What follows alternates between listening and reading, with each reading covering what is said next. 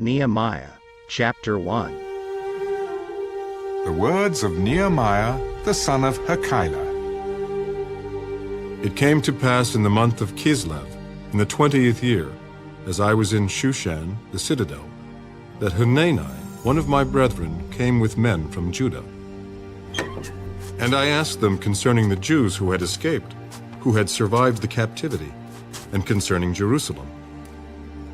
And they said to me, "The survivors who are left from the captivity in the province are there in great distress and reproach. The wall of Jerusalem is also broken down, and its gates are burned with fire." So it was, when I heard these words, that I sat down and wept, and mourned for many days. I was fasting and praying before the God of heaven. And I said, "I pray, Lord God of heaven, O great and awesome God, you who keep your covenant and mercy with those who love you and observe your commandments, please let your ear be attentive and your eyes open, that you may hear the prayer of your servant, which I pray before you now, day and night, for the children of Israel, your servants, and confess the sins of the children of Israel, which we have sinned against you. Both my father's house and I have sinned. We have acted very corruptly against you, and have not kept the commandments, the statutes, nor the ordinances which you commanded your servant Moses. Remember, I pray, the word that you commanded your servant Moses, saying, 'If you are unfaithful, I will scatter you among the nations. But if you return to me and keep my commandments and do them, though some of you were cast out to the farthest part of the heavens, yet I will gather them from there and bring them to the place which I have chosen as a dwelling for my name.' Now these are your servants and your people, whom you have redeemed by your great power and by your strong hand. O Lord, I pray, please let your ear be attentive to the prayer of your servant and to the prayer of your servants who desire to fear your name. And let your servant prosper this day, I pray, and grant him mercy in the sight of this man. For I was the king's cupbearer."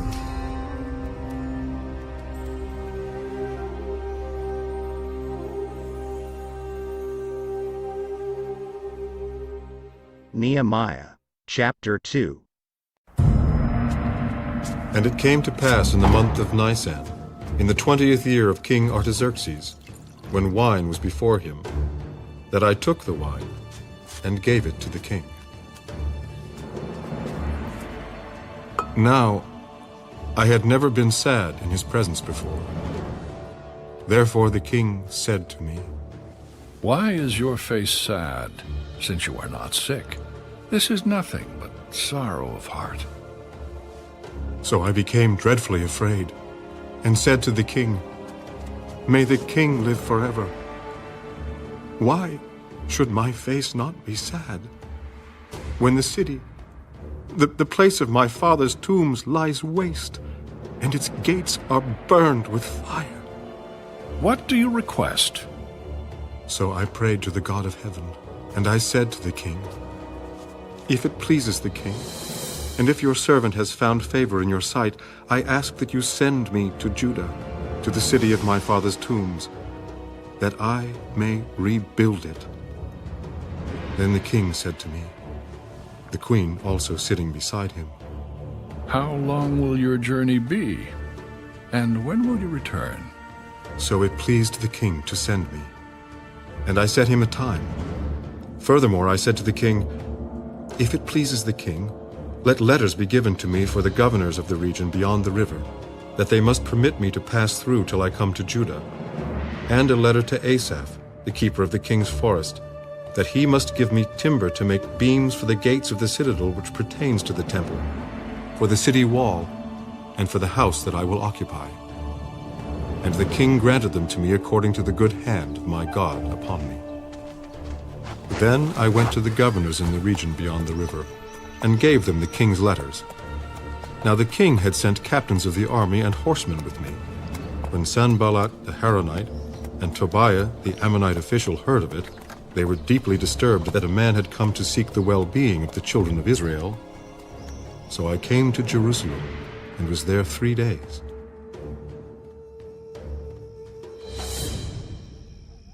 Then I arose in the night, I and a few men with me. I told no one what my God had put in my heart to do at Jerusalem, nor was there any animal with me, except the one on which I rode. And I went out by night through the valley gate to the serpent well, and the refuse gate, and viewed the walls of Jerusalem which were broken down, and its gates which were burned with fire. Then I went on to the fountain gate, and to the king's pool, but there was no room for the animal under me to pass. So I went up in the night by the valley, and viewed the wall. Then I turned back and entered by the valley gate, and so returned. And the officials did not know where I had gone or what I had done. I had not yet told the Jews, the priests, the nobles, the officials, or the others who did the work.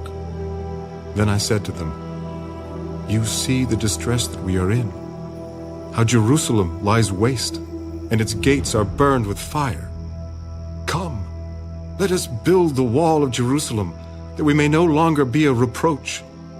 And I told them of the hand of my God which had been good upon me, and also of the king's words that he had spoken to me. So they said, "Let us rise up and build." Then they set their hands to this good work. But when Sanballat the Horonite, Tobiah the Ammonite official, and Geshem the Arab heard of it, they laughed at us and despised us. What is this thing that you are doing? Will you rebel against the king? So I answered them and said to them, "The God of heaven himself will prosper us. Therefore we, his servants, will arise and build. But you have no heritage or right or memorial in Jerusalem."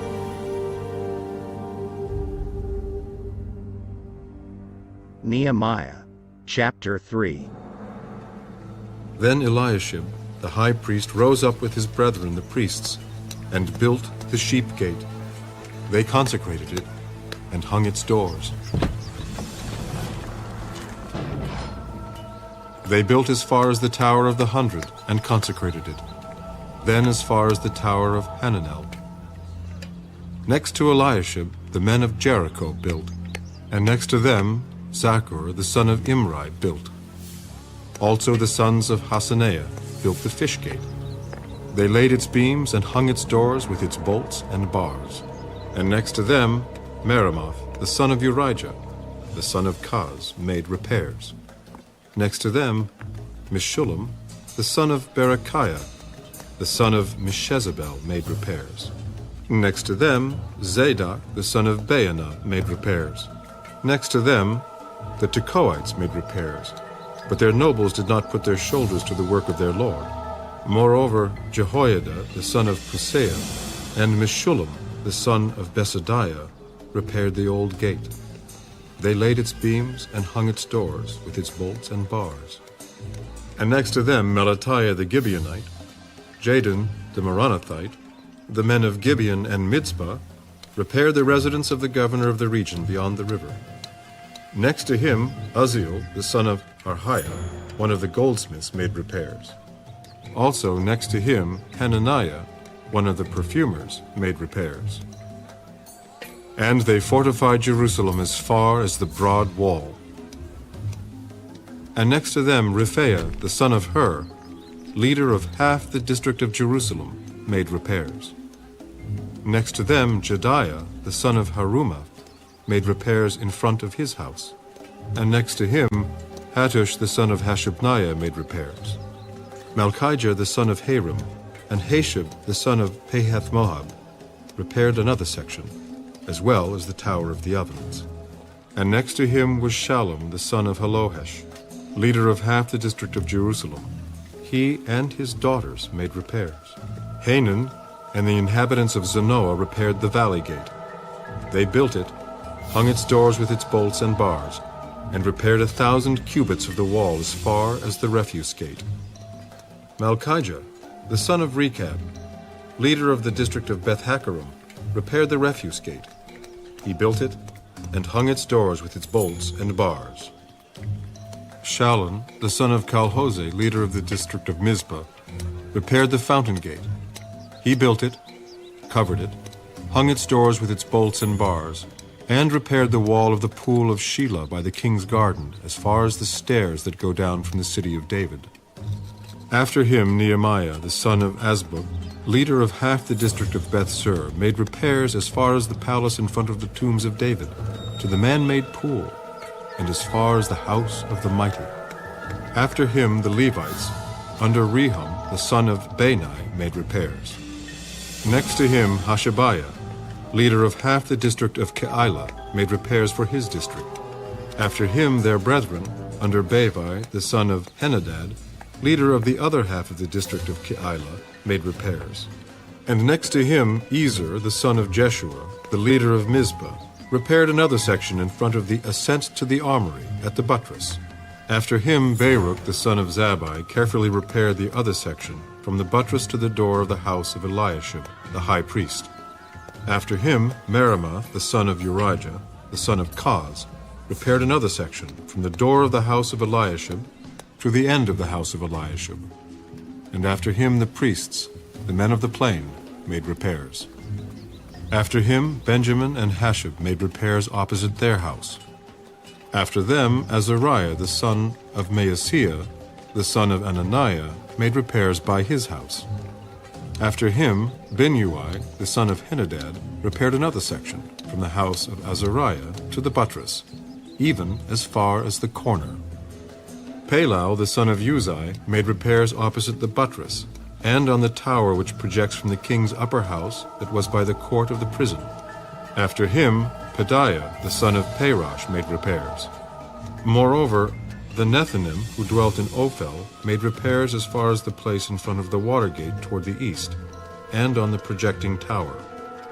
After them the Tekoites repaired another section, next to the great projecting tower, and as far as the wall of Ophel. Beyond the horse gate, the priests made repairs, each in front of his own house. After them Zadok, the son of Immer, made repairs in front of his own house. After him Shemaiah, the son of Shechaniah, the keeper of the east gate, made repairs. After him Hananiah, the son of Shelemiah, and Hanan, the sixth son of Zalaph, repaired another section. After him Meshullam, the son of Berechiah, made repairs in front of his dwelling. After him Malchijah, one of the goldsmiths, made repairs as far as the house of the Nethinim, and of the merchants, in front of the Mifkad gate, and as far as the upper room at the corner. And between the upper room at the corner, as far as the sheep gate, the goldsmiths and the merchants made repairs. Nehemiah, chapter 4. But it so happened when Sanballat heard that we were rebuilding the wall, that he was furious and very indignant, and mocked the Jews. And he spoke before his brethren and the army of Samaria. What are these feeble Jews doing? Will they fortify themselves? Will they offer sacrifices? Will they complete it in a day? Will they revive the stones from the heaps of rubbish, stones that are burned? Now Tobiah the Ammonite was beside him. Whatever they build, if even a fox goes up on it, he will break down their stone wall. Hear, O our God, for we are despised. Turn their reproach on their own heads, and give them as plunder to a land of captivity. Do not cover their iniquity, and do not let their sin be blotted out from before you. For they have provoked you to anger before the builders. So we built the wall, and the entire wall was joined together up to half its height, for the people had a mind to work. Now it happened, when Sanballat, Tobiah, the Arabs, the Ammonites, and the Ashdodites heard that the walls of Jerusalem were being restored and the gaps were beginning to be closed, that they became very angry, and all of them conspired together to come and attack Jerusalem and create confusion. Nevertheless, we made our prayer to our God, and because of them we set a watch against them day and night. Then Judah said, The strength of the laborers is failing, and there is so much rubbish that we are not able to build the wall. And our adversaries said, They will neither know nor see anything till we come into their midst and kill them and cause the work to cease. So it was, when the Jews who dwelt near them came, that they told us 10 times, "From whatever place you turn, they will be upon us." Therefore I positioned men behind the lower parts of the wall, at the openings, and I set the people according to their families, with their swords, their spears, and their bows. And I looked, and arose and said to the nobles, to the leaders, and to the rest of the people, "Do not be afraid of them. Remember the Lord, great and awesome, and fight for your brethren, your sons, your daughters, your wives, and your houses." And it happened when our enemies heard that it was known to us, and that God had brought their plot to nothing, that all of us returned to the wall, everyone to his work. So it was, from that time on, that half of my servants worked at construction, while the other half held the spears, the shields, the bows, and wore armor. And the leaders were behind all the house of Judah. Those who built on the wall, and those who carried burdens, loaded themselves so that with one hand they worked at construction, and with the other held a weapon. Every one of the builders had his sword girded at his side as he built, and the one who sounded the trumpet was beside me. Then I said to the nobles, the rulers, and the rest of the people, "The work is great and extensive, and we are separated far from one another on the wall. Wherever you hear the sound of the trumpet, rally to us there. Our God will fight for us." So we labored in the work, and half of the men held the spears from daybreak until the stars appeared. At the same time I also said to the people, "Let each man and his servant stay at night in Jerusalem, that they may be our guard by night and a working party by day." So neither I, my brethren, my servants, nor the men of the guard who followed me took off our clothes, except that everyone took them off for washing.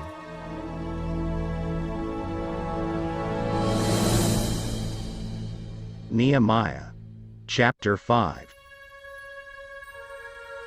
And there was a great outcry of the people and their wives against their Jewish brethren. "We, our sons and our daughters, are many. Therefore let us get grain, that we may eat and live. We have mortgaged our lands and vineyards and houses, that we might buy grain, because of the famine. We have borrowed money for the king's tax on our lands and vineyards, yet now our flesh is as the flesh of our brethren, our children as their children. And indeed, we are forcing our sons and daughters to be slaves, and some of our daughters have been brought into slavery. It is not in our power to redeem them, for other men have our lands and vineyards." And I became very angry when I heard their outcry and these words. After serious thought, I rebuked the nobles and rulers and said to them, "Each of you is exacting usury from his brother." So I called a great assembly against them. And I said to them, "According to our ability, we have redeemed our Jewish brethren who were sold to the nations. Now indeed, will you even sell your brethren, or should they be sold to us?" Then they were silenced and found nothing to say. Then I said, "What you are doing is not good. Should you not walk in the fear of our God because of the reproach of the nations, our enemies? I also, with my brethren and my servants, am lending them money and grain. Please let us stop this usury. Restore now to them, even this day, their lands, their vineyards, their olive groves, and their houses. Also 100th of the money and the grain, the new wine and the oil that you have charged them." So they said, "We will restore it, and will require nothing from them. We will do as you say." Then I called the priests and required an oath from them that they would do according to this promise. Then I shook out the fold of my garment and said, "So may God shake out each man from his house and from his property who does not perform this promise. Even thus may he be shaken out and emptied." And all the assembly said, and praised the Lord. Then the people did according to this promise. Moreover, from the time that I was appointed to be their governor in the land of Judah, from the 20th year until the 32nd year of King Artaxerxes, 12 years, neither I nor my brothers ate the governor's provisions. But the former governors who were before me laid burdens on the people, and took from them bread and wine, besides 40 shekels of silver. Yes, even their servants bore rule over the people. But I did not do so, because of the fear of God. Indeed, I also continued the work on this wall, and we did not buy any land. All my servants were gathered there for the work, and at my table were 150 Jews and rulers, besides those who came to us from the nations around us. Now that which was prepared daily was 1 ox and 6 choice sheep. Also fowl were prepared for me, and once every 10 days an abundance of all kinds of wine. Yet in spite of this I did not demand the governor's provisions, because the bondage was heavy on this people. Remember me, my God, for good, according to all that I have done for this people.